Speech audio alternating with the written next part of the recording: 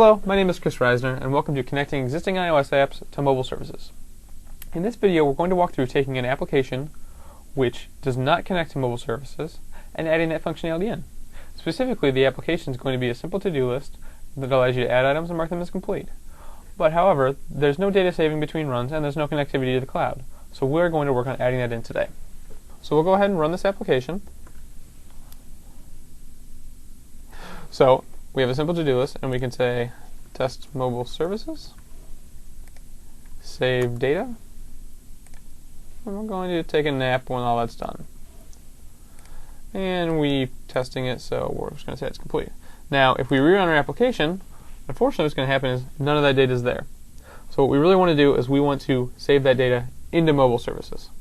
So let's kill our application and go over to the portal. So the first thing we're going to do is go to manage.windowsazure.com, which gets us to the portal login screen. So I'm going to go ahead and enter my credentials.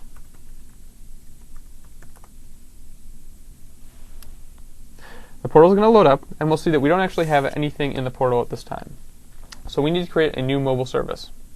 So we'll click on Mobile Services here, and we'll go to Create a New Mobile Service. Now we're going to call this iOS Data Video. Check to make sure the name is available. It is. We're going to create a new SQL database instance, and we're going to leave our mobile service in the East US region. Now next, we're going to go into create a database. We're going to leave the name as iOS Data Video _DB because that's fine. Now we can choose a server, and we can choose between creating a new SQL database server, which basically requires us to enter some administration credentials, or we can use an existing database server, which is what I'm going to use. And in this situation, it's just going to ask me for my username and password for that server. If you do create a new database server, you probably want to make sure your region is the same as the region you created your mobile service in. The reason being is that you don't want your mobile service to have to talk to a completely different data center whenever it goes to its database. So let's go back, and I'll enter the credentials for my database. And we'll hit the check mark, so it'll start creating a mobile service.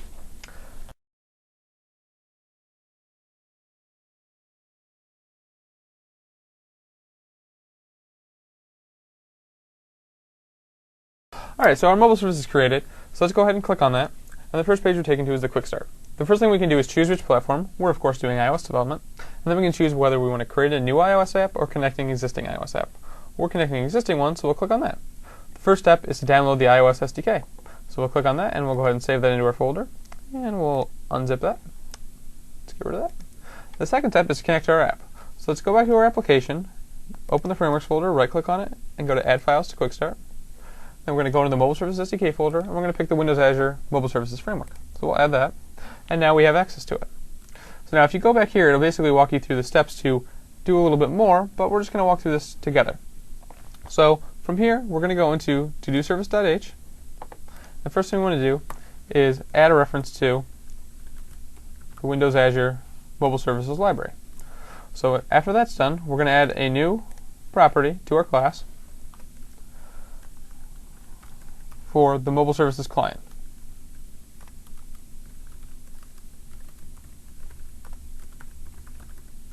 Now that we've done that, let's go to the todoservice.m file. Let's add that same import statement. And then down in the initiation method,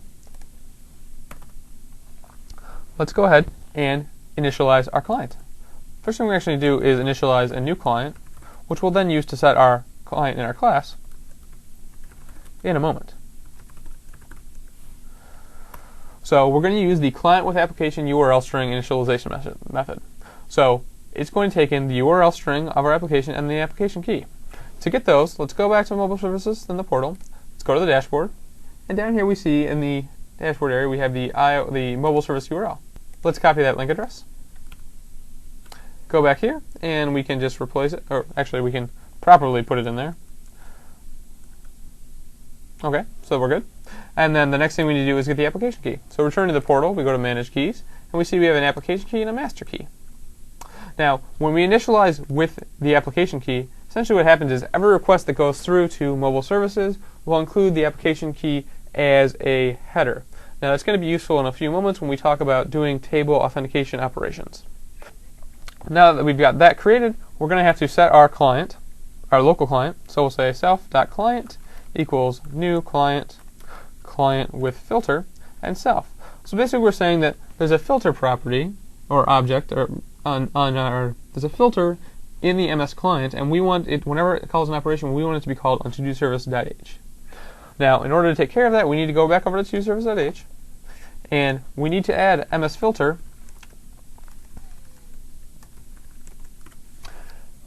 as a property that we're going to, as a class that we're going to implement in toDoService. Now, in order to implement toDoService, we need to have a handle request method that we have to implement.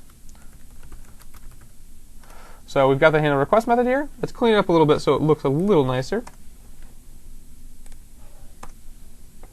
Essentially what happens here is this method will be called whenever a request is made to mobile services.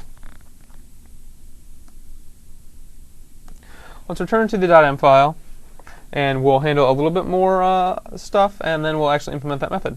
Let's first go up here to the toDoService properties, and we're going to add a new property for the mobile services table.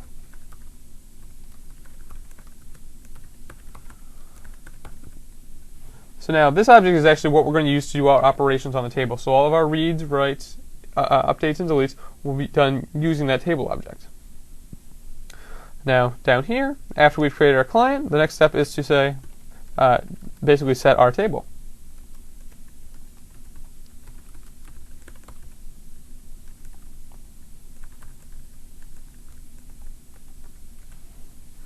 So that's set. Now, lastly, we need to implement that handle request method. So let's do that here.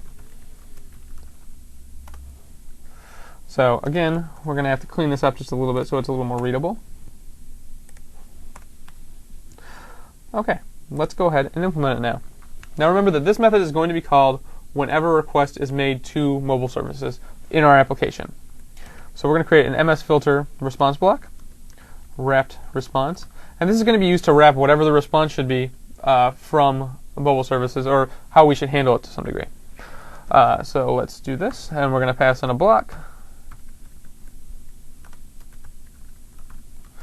and we're going to pass in NSData and an NSError. And in the response, we're going to say self busy no.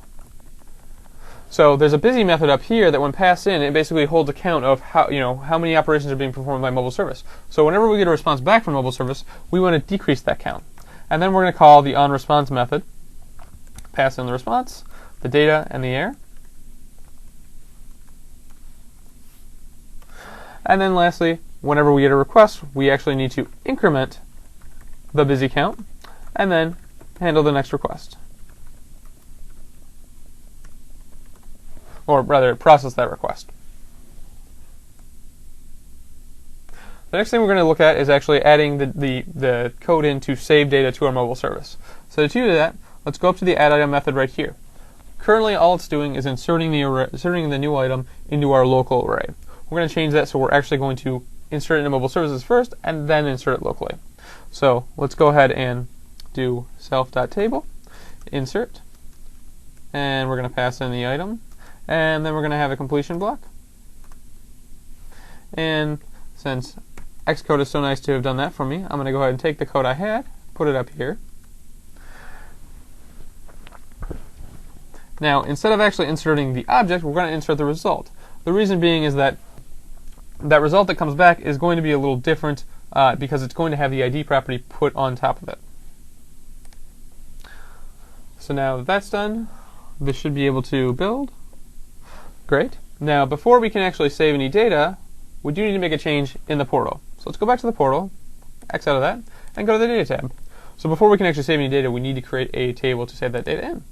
So we'll go ahead and we'll name our table toDoItem. Now down here we see we have these permissions. Specifically, we have a permission for each operation that can be performed on the table: insert, update, delete, and read.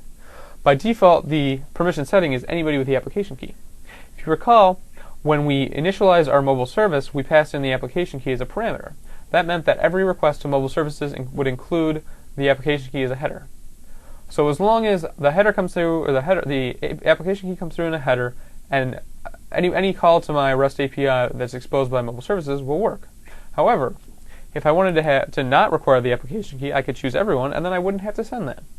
Additionally, if my users were going to be authenticated, I could say only authenticated users, and it would have to come over, every request would have to come over with a valid user object. Finally, I can choose scripts and admins, which would mean that only other scripts or someone with the master key could perform this operation on the table.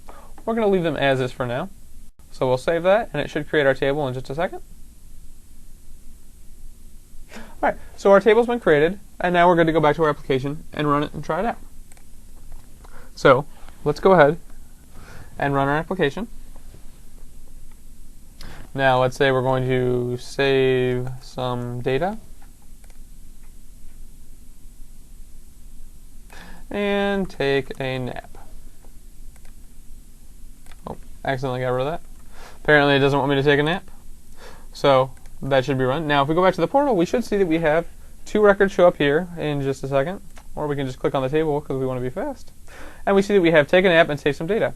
Now again, I never actually said I want a text column or a complete column, but mobile services uses something called dynamic schematization to inspect the data that's coming across the wire and say, I need a column named text or I need a column named complete. And it's also going to look at what data is sent over to figure out what data type it should save. So if we go over to columns, we'll see that text has been marked as a string and complete has been marked as a number because I'm actually sending over a 0 or a 1 as opposed to a true or false value. If I send over true or false, which iOS doesn't really do true or false because it does the yes, no, but if I send over true or false, it would actually interpret that and say it's a Boolean. So now what we need to do is go back and say I want to be able to update my data. So to do that, we'll go to the complete item. Now right now, all it's doing is marking it locally as complete, or it's not actually marking it locally complete, it's really just removing the item. So we need to change that so it will actually remove the item and mark it as complete on the server side. So we can leave this fine. We're going to get a mutable copy of the items array. Then we need to actually get a mutable copy of the dictionary.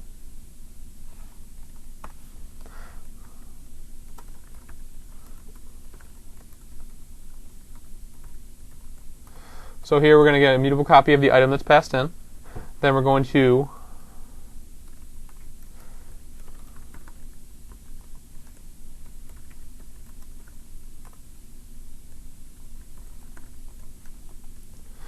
update the complete field inside of our mutable dictionary with a yes. We're going to replace the original in the mutable array. And then finally, we're going to update the item on the server side. Let's go ahead and do that here.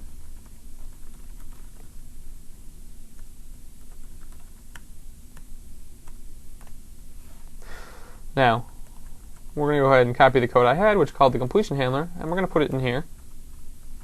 But we need to do a few other things before we just call the completion handler. Specifically, just like we do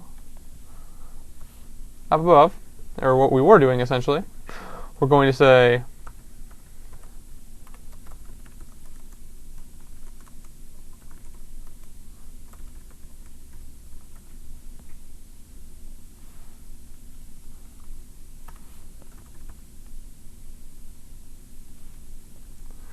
so we want to get the index of the mutable object, and then we're going to say mutable items remove object at index. And then finally we call the completion handler. So now if we build this and we run it, let's say test updating. Now again, we didn't see the item show up because we're not actually pulling from the server yet. So let's go ahead and mark that as complete. We're getting the index of the object identical to the item. And then we're going to do mutable items, replace object at index, and index with mutable. So we just want to say that item in the our items array, we want to replace it with our mutable object. So then now we can actually call self.table update mutable, and we're going to take the completion call we had down here, we're going to put it up inside of our callback. First thing we're going to do though is we're going to get the index,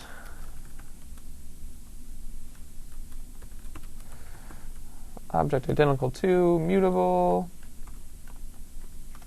and then we're going to say mutable items, remove object index, and then lastly we can call our completion call. So now let's run our application. Let's say test updating items, and we'll go ahead and save that, and then we'll go ahead and mark it complete. And now if we go to the server, we should see that we have a third item and it's marked complete, and it is. Great. So now the next step, of course, is that when we run our application, we actually want to pull back the data so we see what items have, are there. So let's go up to the refresh data on success, and inside here we're going to say self.table read with completion, and that's fine. We'll get rid of that. We're going to take our completion block, and then inside here we're going to put the local items array is equal to the results, which we want to change this to results so it makes a little bit more sense and doesn't have the same name as our local array. And then we're going to make a mutable copy of those results and put it in the items. And then we're going to call the completion block. So now if we run this, we should see that all three of those items show up, which is great. Except there's still one problem here. The problem is that we really only want to see the completed items, or the uncompleted items. So that test updating items, we've already done that. We don't want to see that. So let's go back to the refresh data on success, and what we want to do is create an NS predicate. If you haven't used NS predicate before, it's kind of like a where clause. So we're basically going to create one that says, I only want to get items where the complete is not true.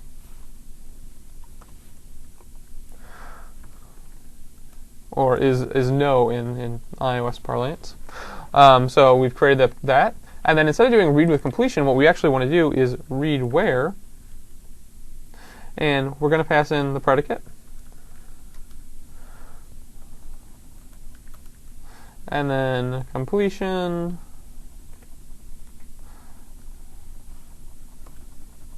And we build that. Now, if we run it, we should only see our two items, and that third item shouldn't show up. Great. So today we looked at how to connect an existing application into mobile services and how to make use of its data saving, updating, deleting functionality very, very easily and very quickly without having to do a lot of work. Thank you.